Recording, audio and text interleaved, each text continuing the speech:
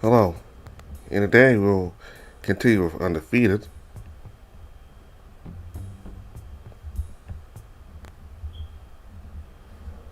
It's a lot shadier than normal. I guess I've never been here while it's this full. Redline's at the table he usually sits at, but there's a bunch of other guys seated around him. He flags me down, smiling as big as ever as he motions to an empty seat next to him. Yo, Xander! He nearly yelled. He nearly has to yell to hear over the chatter in the room. I drop down into the seat with my tray of food. The rest of the men around are still in their own conversations. Xander, meet my buds. This is Iggy, JJ, Ole. He rattles off a bunch of names as he gestures to each of them.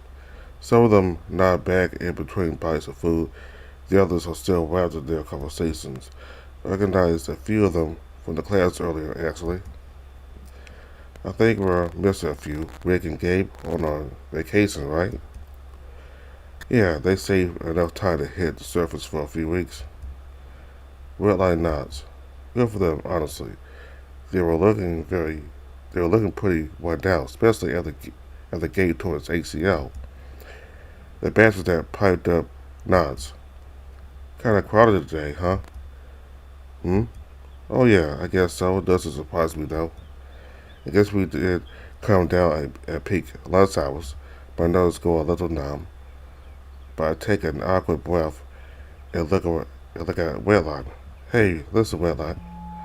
Speakers from the ceiling, I assume, play a bit of feedback as someone taps the microphone. Wetline's ears stood up. Testing, testing. A bit of a cheer erupts from around the cafeteria. I can't seem to pick out the source of the voice, but everyone seems to turn to the center of the space at the top of the mini staircase. Theodore, the nervous rabbit that visited me in the med bay, stands with a microphone in his hands. Good morning, everyone. The voice of the crowd almost drowns out Theodore over the loudspeakers. I turn to Redline. What's going on? I heard the yell over the noise. Redline just beats back. Oh, why, this is your first time, huh? His tail starts sweeping back and forth. It's matchmaking day, dude. As you all know, it's that time of the month.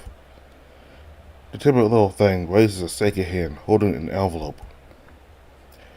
He tries to open it with one hand. It's kind of awkward, but he manages. I'm sure you all just as excited as I am to know what this month's fights are going to be. You sound excited. Someone yells over the crowd, which had managed to die down a bit, and anticipation immediately rolls back up. The rabbit's ears twitch and his face goes blank as he tries to hurriedly read through the list. Um, this Friday, that's in 2 days, first up, in the lightweight division, we have Matty.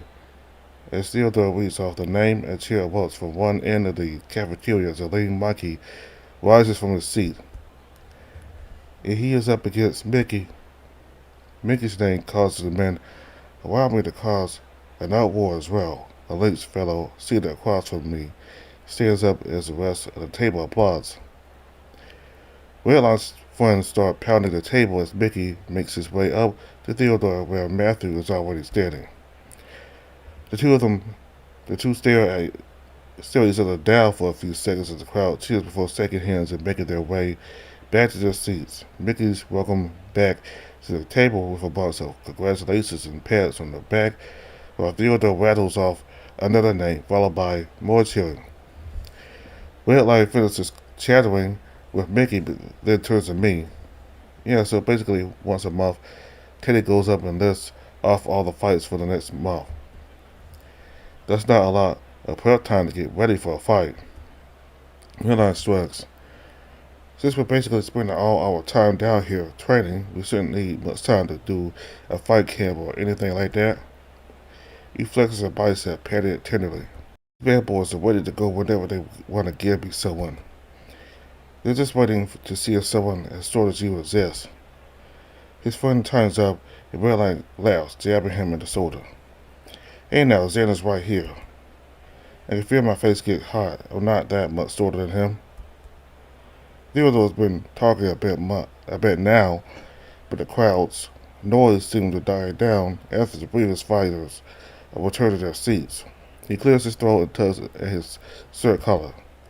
Now, the moment you all been waiting for, we've got a special upcoming championship fight in the heavyweight division at the end of the month. Another cheer from the crowd, with chants of Bruce, Bruce, Bruce posted through the men. The reigning champion, Bruce, will be faced off against the challenger, Alex. Hearing that name sends a shiver down my spine. The crowd kind of goes quiet, almost confused as they look for whoever has that name. I push myself to my feet. A few heads swivel to look at me. I move through the crowd toward Theodore. What was once cheering and laughing has turned to an uncomfortable whisper as people are surely asking each other too many questions. I climb the stairs to where Theodore is standing. He looks like he doesn't want to be here either. Bruce isn't here. He should be easy to pick out of a crowd, but he's nowhere to be seen. As soon as I reach the top step, one voice rings out from across the cafeteria. Let's fucking go, Xander! Ooh. Everyone turns to the source, and after a second, all realize friends start clapping as well, albeit a bit hesitantly. The rest of the crowd dissolves into idle chatter, confused applause, or laughter. It takes a lot of a control to keep my ears from folding down, but I know that will only make them laugh more. Alex, I clear my throat. Theodore is there anyway. I could talk with the commissioner. His ears twitch and he looks away. I am afraid that once the match is made, it cannot be undone. You will have to wait until after the fight is over. But Theodore bows awkwardly and hops down the steps before I can say another word. A few men harass him as he nearly runs for the exit. He's especially fast for someone so frail looking. Maybe that's why he's so fast in the first place. The cafeteria has gone back to its usual chatter, and I'll slide my way back to the seat at the table. Redline's got most of them entranced into a conversation, but when I get close enough, he motions me closer. You want to tell these guys what's up? Not really. Redline's ears lowers at that, but he turns back to his friends. He's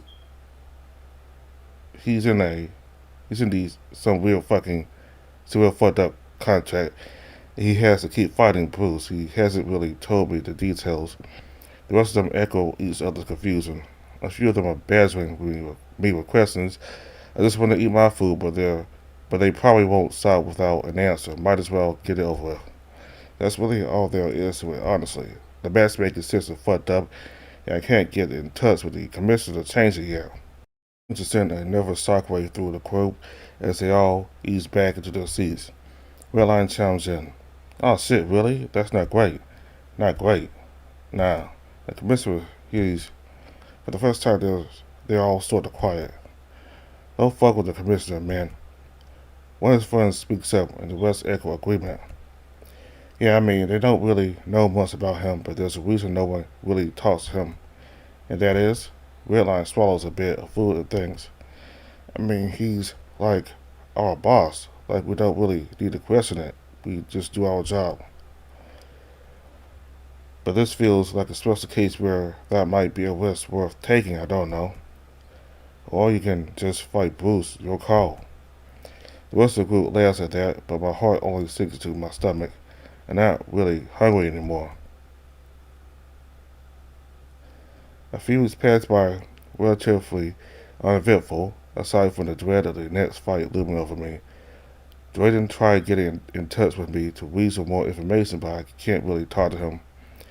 He has nothing to do with the fights. He doesn't need to be involved. Theodore has pretty much vanished, since no one really sees him outside matchmaking day.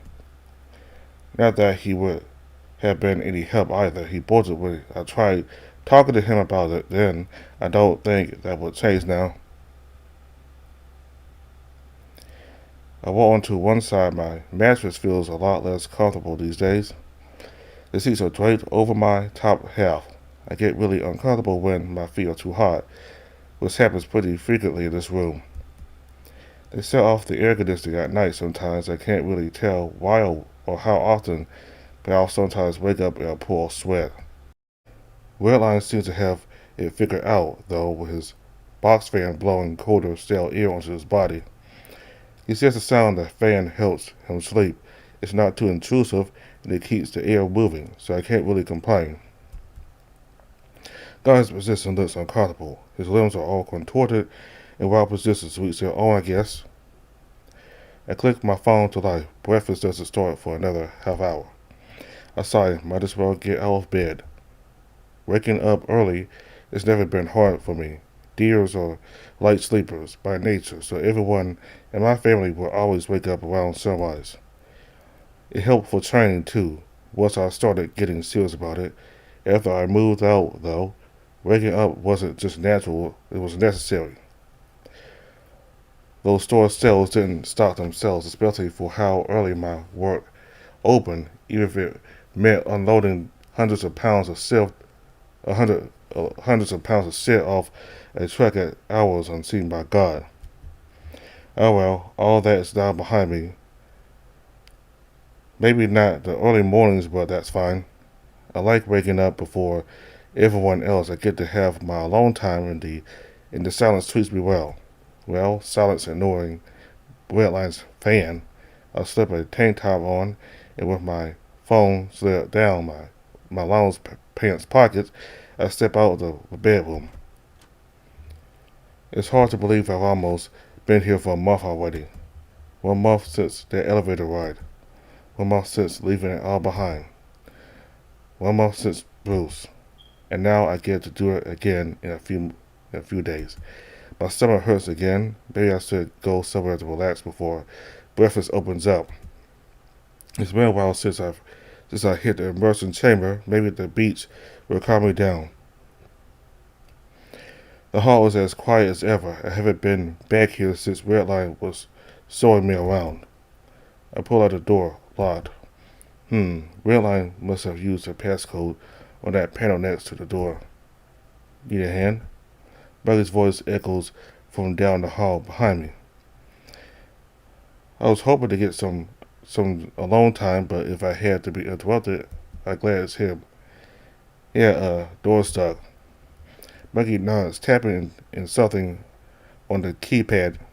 Yep, this place is pretty high tech. They don't want random people coming in without a password. Give her a go.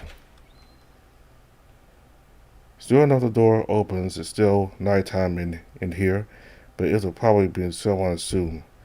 The ocean is still. No waves crashing against the shoreline. The silence is almost eerie. You're up early. Yeah, I couldn't sleep. I hear you. Maggie leans on the railing overlooking the ocean. Nervous? About the fight? He stays quiet, like he's waiting for an answer. I move up next to him. Here am I not supposed to be? He holds out a short laugh. I still don't know how you got involved in that contract. It's got something to do with their system or whatever. I need to talk to the commissioner to get it fixed. What? You don't think you can take Bruce? I don't really know how to answer that without sounding like an ass. How is that even a question? Not really. Could you? Oh yeah. You didn't even take time to think about that. Really? He'd be lucky to have any pieces left to put himself back together again. He's bigger than you. He's undefeated in his weight class. Ian, what does that matter? Do you think I'm going to get anywhere worrying about all that? He turns his head to face me. I don't give a shit that he's huge. That just means he's slower than me. I know how to handle myself. Leave that to instinct and let the rest of my focus go on tearing him to pieces. His finger jabs at his forehead. The absolute worst thing you can do. the absolute worst is to let them get in your head. The finger moves to point between my eyebrows. You're not gonna let them get in your head. You know exactly who you are, and you know exactly what you're going to do, and nothing can change that. And if the last few weeks of training have been any indication, you're probably going to leave him smeared across the cement. Alright? The finger on my head shifts to place his hand flat across my scalp. Stare up into his confident eyes, that genuine warm smile. It's hard to say no to that. He shakes my head gently. Alright. I tuggle a swipe at his hand. It drops to the railing. Alright, you're probably right. Not probably. I am right. Full confidence, Xander. Whenever you doubt yourself, you gotta make yourself be confident. Even if it ain't real, fake it till you make it, that sort of thing. And you keep that confidence until it becomes real. You understand? I don't. He continues. If you doubt yourself, you lose focus. You take a hit. It all snowballs until you end up eating the canvas. But if you stay on that track of positive thinking, it's gonna do wonders for your mental attitude. You start finding solutions you didn't see before. Won't automatically make you win, as you know, but it'll help you get closer. So I ask you now, your fighting proves, are you gonna win? It takes a bit to respond. My stomach is still in knots. Yeah. Took a bit, but we got there. I'll ask again right before the fight. That got a bit of a chuckle out of me. And what happens if I lose? What did I say? No, I know. But what if a miracle happens and he gets lucky and I lose? Then you lose. Then you get back up. You try again next time. You keep going until you break his big dumb snout in. I'll die trying. He goes quiet at that. Not like he's mad or confused, but like he doesn't know how to respond. Well, it won't come to that. Bruce is a brute, but he's not a killer. We're quiet for a moment. I break the silence. Do you generally think you could beat Bruce? Oh, absolutely. Not even with fake confidence. I drop his ass in a second. I eyed his belly pressed firmly against the wall of the railing. Redline did say it had been a while since people had seen him fight. I wouldn't get out with a few scrapes, of course, but he's lucky he ain't fighting when I was around. Probably he can take a punch from him. I feel like one punch would send me to the ground with a broken jaw. Bucky's eyes peers down at me, almost suspicious of my lack of confidence. That's why I'm not gonna let him hit me, obviously. There we go. And you're not wrong. Bruce is a bit of a powerhouse, eh? Yeah, I'm not normally scared of getting hit from people in my weight class, but that's not really an option for me right now. Really? Not even Red? Red, back in our class when you went through initiation, Pup dropped you like a sack of potatoes. I haven't really thought about that. I don't think I actually apologized to Redline either. But he could probably see my mood drop. Did you want to talk about that? He's a strong little bugger. Well, sir, probably just weren't expecting it, that's all. He touches my hair, but his fingers get caught in my antler stubs. I flinch instinctively. These things grow fast, eh? Yes. He doesn't have to tell me twice. Gonna need a haircut before your fight. And a bone cut. A trim. I've been dreading it for a while, but it has to be done.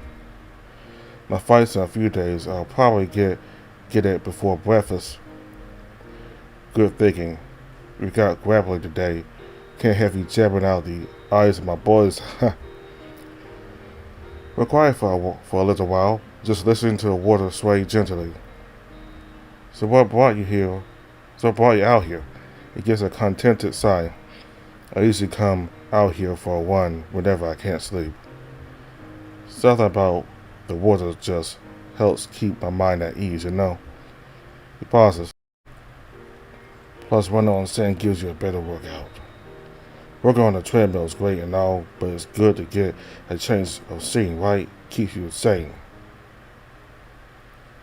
You can go crazy down here if you're not careful. And swim? It's been a while, but I'm sure I can handle it. We gotta put you under some anesthesia.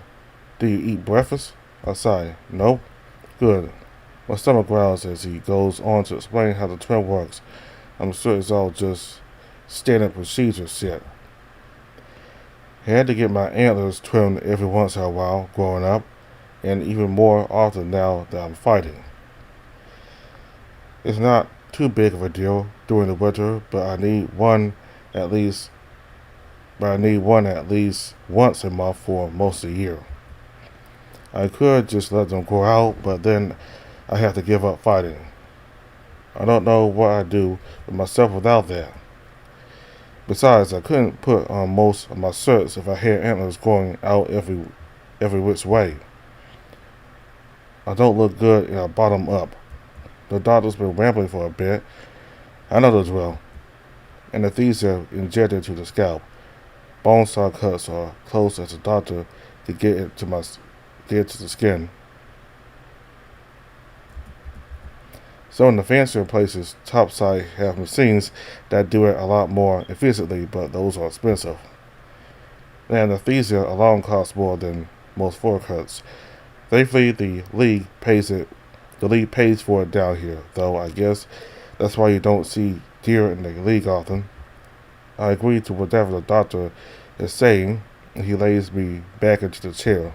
A few seconds later, I feel the prick of the needle in my head. I close my eyes as a numbing feeling spreads over my head and face.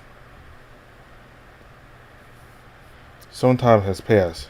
This feels fucking amazing. I don't know where they got this stuff, but it's so much better than where I usually get my trims. I groggily pull my eyes open, but the light of the room is too damn bright. Probably doesn't hurt to close them for a bit more. I barely got any sleep last night. I deserve to get some rest. And I've been training hard too, so I definitely deserve it.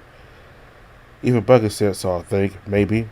I don't remember what he said, actually. Was this morning a dream too? He did say we were grappling today, but I don't know if that was part of the dream or just me remembering. The schedule he gave us yesterday said, wait, we have practice today. Shit, I need to get up right now. My eyes open and I sit up. It feels like my head weighs 100 pounds on the water. Hey, Doc? No one responds. He must have just left me here to nap. I gotta go train. Blinking feels heavenly, like an extra bit of sleep in between this weird headache pulsing through my skull. And stand up off the bed, staggering down the store. Miracle, I'm even able to make it there. Everything is so damn cloudy. I make it to the hallway. There's not another person in sight. Maybe they're all tending to other patients, whatever. I have to get to class. I stumble into the main hall and look around. It's eerily quiet. My legs are shaking without the walls to hold on to, so I try to get to one. Ow. It's nice being on the floor, though. I could just close my eyes. What the fuck is wrong with you? Someone walks up beside me. I can't see him. It's kind of muffled, but I think I understand what he said. It's nice. You should try it. The floor, I mean. Wait, sit. I need to get up. I need to go to practice. No, you're not. Come on. Whoever he is, he's got a nice voice. He's really strong. Strong enough to pick me up like he is now. I could just fall asleep draped over his shoulder. He carries me to the elevator. Somewhere. It's nice and dark in here. Do you think Bucky will be mad if I miss class? The fuck's I know. It seems like a good question. I don't want him mad at me. He gets mad when people call him Buck, but Redline does it anyway. I get mad when people call me Alex, so I get it, but Redline doesn't call me Alex. He pauses. Okay. Swear to Christ. The elevator stops. I don't remember it starting, but it stopped, and now this big guy is carrying me down a hall. Which one is yours? My room is on the second floor. I know. Which one is it? It's at the end. Okay. It's not just mine, though. I share it with Redline. Okay. He's really nice to me, even though I'm mean to him sometimes. Okay. I don't think he should be nice to me. Okay. Because then I wouldn't feel so bad. Jesus, I gotta get some of what they gave you. You sound seriously fucked right now. I laugh, probably a bit too tired. It hurts my head. It's anesthesia, numbing from my antlers. I'm proud of him. I can't feel my finger poke against them, but they don't hurt too much like they usually do after I trim. So I can get them cut, but it's different this time. Alright, we're here, I think. I've been nearing unconsciousness for so long that my body nearly crumbles when he sets me down. I fumble with the thumb pad, lock for a second, and finally get inside. Didn't I have practice to go to? I think I need to go to class. No, you're going to sleep. You can't even walk. Oh, okay, that's a good idea. I stagger to the room and trip, falling flat onto a bed. My legs curl up, and I drag the blanket over my body. Good night. He pauses for a minute. Yeah. The door closes and so do my eyes. Even though the sun is shining brightly through the windows, I somehow manage to pass out. I wake up to the sound of buttons clicking. I don't know how long I've been out. I don't even think I remember falling asleep. And definitely not in my own bed. Oh shit, sorry. Did I wake you up? He whispers loudly enough for me to hear. I sit up in the bed. No, it's fine. You look too comfortable in my bed, so I didn't want to wake you. Your bed? I blink a few times to shake myself awake. I'm definitely in Redline's bed. Mine is on the opposite side of the room. Covers neatly pulled over the mattress. Sorry. He taps a few more buttons on his controller. His laptop is propped open with some video game displayed. It's fine, dude. You looked out of it. And just by how much you talk in your sleep, it sounds like you needed to rest. I glare at him from behind. I'm talking about sleep? Oh yeah, sometimes. Usually a bunch of nonsense, but it still means you're restless, right? I guess. I fish my phone out of my pocket. My head's still a bit dizzy from the meds. There's a text from the doctor and a few from Bucky. Doctor first. He applied some special gel to my antlers to keep them from growing back as fast. Said something about the anesthesia being extra intense when used with the gel. I guess someone told him I was back in my room, safe and sound. Redline maybe. No, Redline was at practice, but I remember talking to or about him. The details are kind of fuzzy. My head hurts. I text back, thanking the doctor, then swipe back to Bucky, expecting the worst. There's a text asking where I am. There's another one, hoping I'm alright, that he missed me in practice. I mean, it's nice as hell, even if I don't deserve it. I wasn't supposed to miss the class, but I did, and I feel kind of shitty about it. I have to apologize when I see him tomorrow. I go down now, but it's already late afternoon. I don't know where he'd be when classes are over. Redline huffs, shaking his controller a bit at the game. You alright there? Oh, yeah, no. I just dropped a combo. I'm a bit rusty still. Sitting down, I get a better look at his screen. Some kind of fighting game is rapidly playing out. There's some anime fox using her tail to rapidly stab her opponent, some fat alligator man. It looks pretty old. I stand up and stretch my torso out while Redline's screen flashes. Judging by the look on his face, I guess he won. He looks up at me.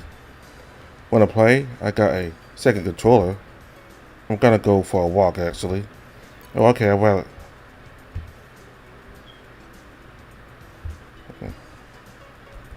I'm gonna go for a walk, actually. Oh, okay. I'd rather go alone. My phone buzzes with another text message. Please come to room 108 immediately. Well, that's ominous. What's up? Apparently someone needs me down in room 108. What, who? A listed number. Oh, dude, weigh in. Weigh in. He doesn't look away from his screen. Yeah, man, it's like tradition, Oh, yeah. But I didn't think I'd have to do it with my whole situation. Yeah, it is kind of weird, but I think it's required, even for freak cases like this. Guess I have no choice. It's those office rooms by the med bay, right? Yep, I can walk you down if you want. I'm good. I quick sniff my shirt and shoes to see if they reek from the nap, and I head out the door while Redline is still distracted by his game. This seems to be the place. There's a few people inside, so I go in. It's dark in here. There's a camera crew off to one side with a few people wandering around, setting something up. Against the back wall is a little stage a few steps high with all lights and cameras pointed on it. Bruce is up there dressed up in his fight gear, tapping through his phone. Someone says something to him and he grunts something back. Theodore, who I guess has been here the whole time, hops up to me with a little bag under his arm. It's good to see you, Alex. Are you well after your nap today? What is all this? I'm not going to ask how he knows about my nap. Word probably travels quick down here. Theodore holds out the bag. Your gear is in here. Please change and get up on the scale. My pair of shorts and gloves are in here. I look back up at him, then to the camera setup. And all this? It's for promotional material, advertisements and all that. I furrowed my brow. I thought I already took a bunch for ads way back when, before I even came down here. Yes, but the championship fights, they're special, I sigh. Alright, is there a changing booth? Hey, is that the kid? My ears twitch and I turn to face some guy behind the camera. Get changed to get up there. We got more shit to get to. You want me to change here in front of everyone? I think we haven't seen a dude in his shorts before. Get a move on. It wouldn't be as bad as if I was wearing my briefs, but I put my jock on earlier in preparation for class. Nobody else seems to be watching except Theodore, who looks really uncomfortable. That's not anything new, though. I can feel my face get hot as I slide my shirt off and stomach my pants down quickly. I scramble to put my shorts on, and when I look up, no one's even noticed. Okay, good. Theodore guides me up to the stage, which has two giant metal plates on the floor side by side. Guess these are the scales. Bruce is standing on one, idly staring at his phone.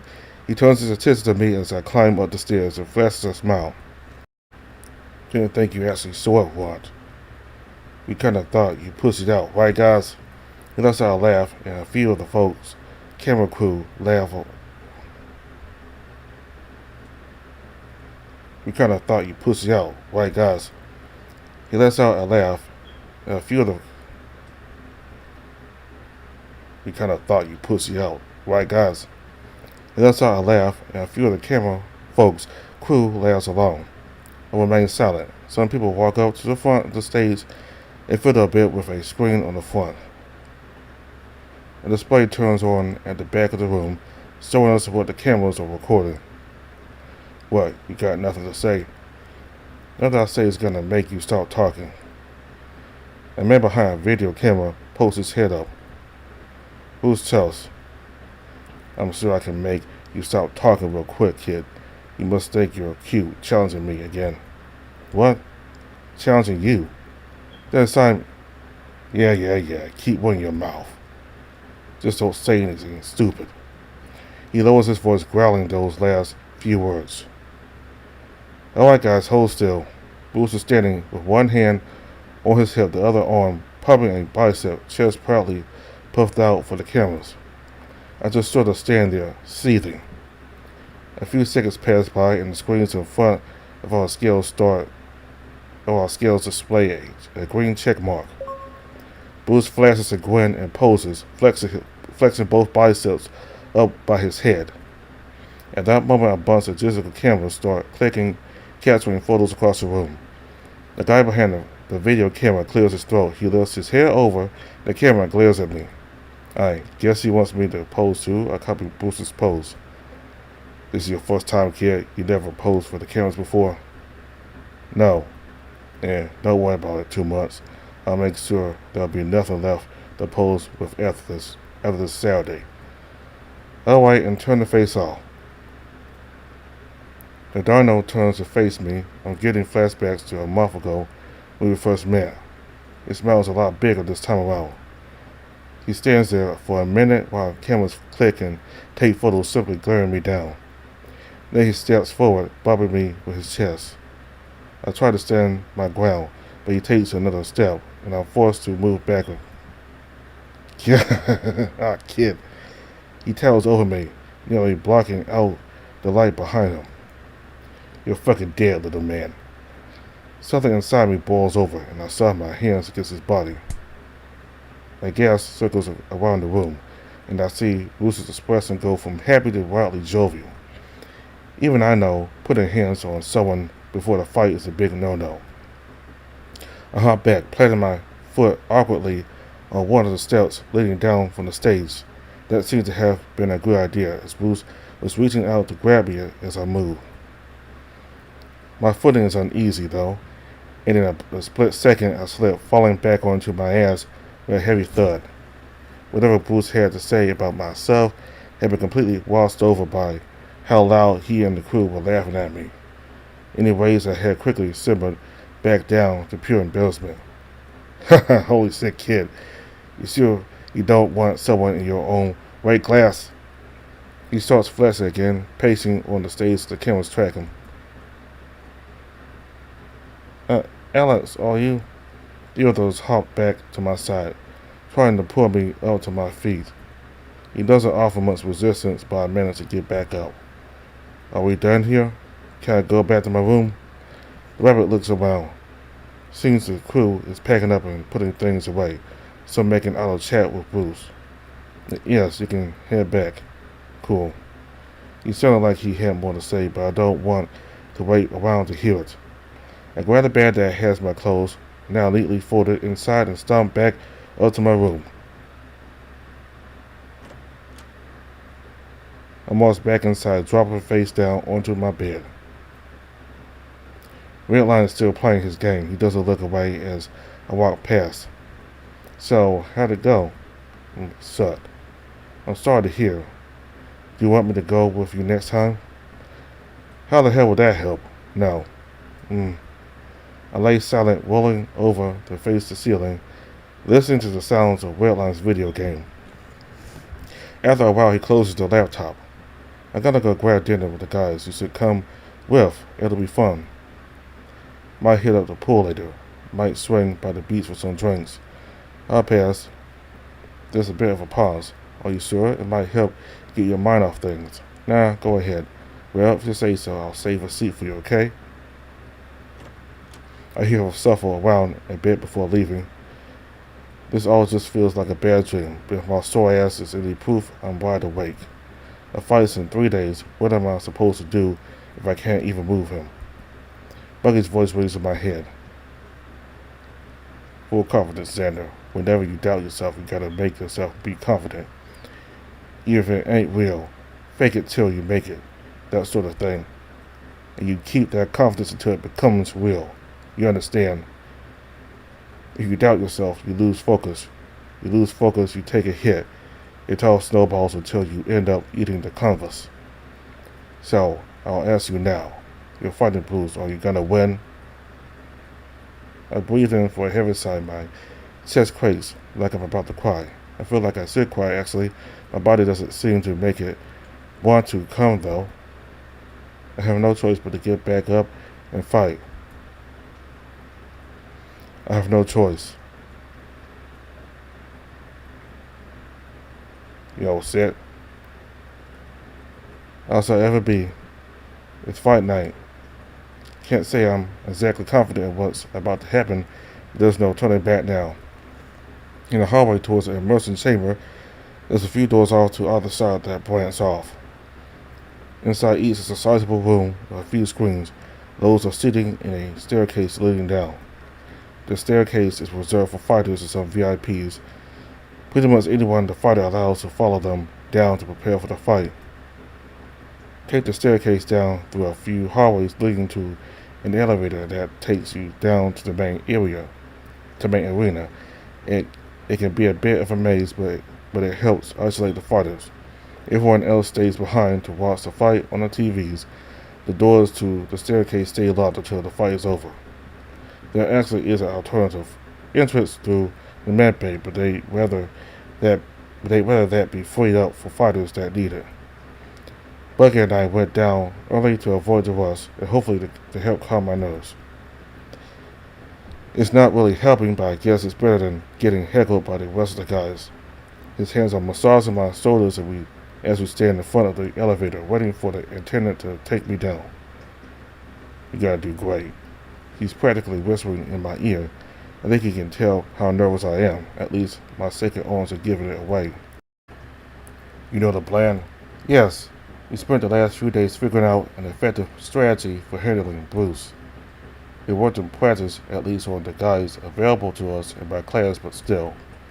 There's no telling if it'll work on him. Hey. His hands cover mine, gripping it tight.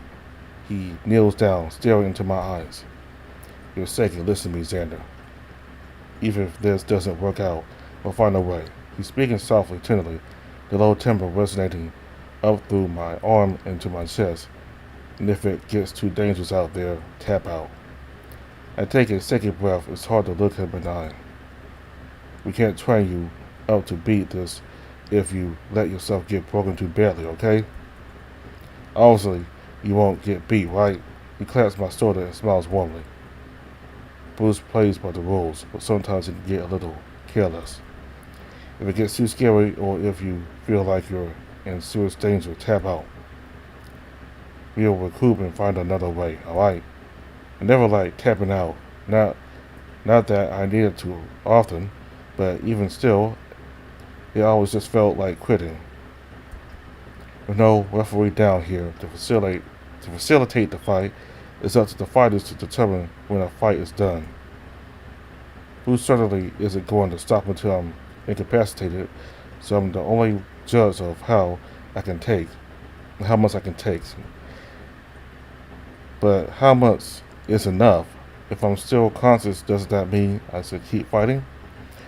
What happens if he breaks a bone? Will I still be awake? Would that even stop Bruce? Bucky's warm expression has changed to be more concerned. Alright, you kind of stared off into space there, Xander.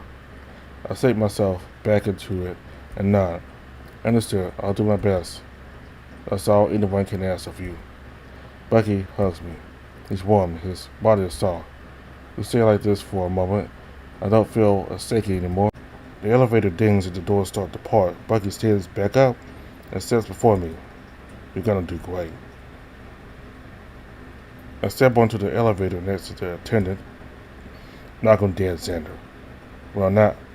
The doors shut while he stammers to correct himself. It's clear now that my confidence wasn't fake enough to convince Bucky that I could do this either. But is tapping out really the only way to survive this without a concussion? Or worse, submitting to my opponent really isn't my thing. Hasn't been for a while. Used to get told off for giving up too early. I don't want to disappoint Bucky like that, but he's the one suggesting it. God, this sucks. All the while, the attendant has been listing off the rules for the fight, same as it ever is. We get to the bottom, and I deposit myself into the empty arena. The lights come up, and it's like deja vu at this point. I wait behind the line for Bruce to step out. I learned from watching other guys' fights these last few weeks that the commentators are doing some sort of preamble right now for broadcast viewers. It's all being live streamed in real time, so I just wait a while until the soap starts. Sure enough, the doors opposite to me open, and Bruce steps out and moves towards his line. He's got that same cocky smile as always. Well, back for round 2, little man. Well, maybe second half of round 1. You barely lasted long enough to call that last fight a full round. He glares, waiting for a reaction. I just stare back. Not too chatty today, huh? No fun little quips or skilled explanations, nothing. A short pause before he realizes I'm not saying anything, then he steps to the center of the ring, taking a boxer stance. Alright then, come on, Xander. He spoke under his breath, just loud enough for me to hear it. Your fans are waiting.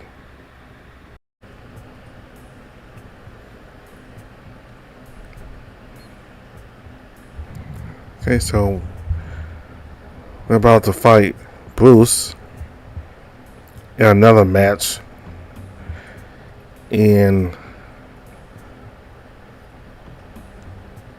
Bucky really seems to be helping Xander as much as he can in how to deal with the fight. Just fake it, even you're not going to win. Just fake it and just believe that you're going to win anyway. That was Bucky's advice. So, in the next episode, we'll figure out what happens. I doubt Xander will win, but hey, that's always surprises. But so, that person that carried Xander back to his room where he was a little bit out of it from that anesthesia that the doctor gave for his antlers, I think that person who carried him to his room was Bruce. So why would he go to that left for Xander? I mean, if Bruce is this arrogant, cocky guy who just talks shit and wants to fight his opponents, then I don't know why we do that. Because I assume that he wouldn't care. He just wouldn't give a shit about Xander. He would just keep on walking. But I think this arrogant part of him might be more of a character, not really his true self. I mean, I don't think it's completely different, but I think Bruce is playing a character, and that's what people expect of him. He's this big, giant brute, over 7 feet tall, over 300 pounds, and he's a champion, and he's just strong. And when you're like that, people expect you to be full of yourself and overly confident and just arrogant. That's what people expect of Bruce. Not a person like him of his stature. So I think the person who did that was Bruce, and apparently right as the weigh-in was about to start, Bruce must have told Theodore about Xander sleeping. So okay, so they did the weigh-in, and the camera guys were really difficult, and along with Bruce. I think Bruce is playing a character. But anyway, they did the weigh-in, and Xander went back to his room afterwards, pissed off about the whole thing. So in the next video, we'll see about the match and what happened. So thank you all very much for watching. Goodbye.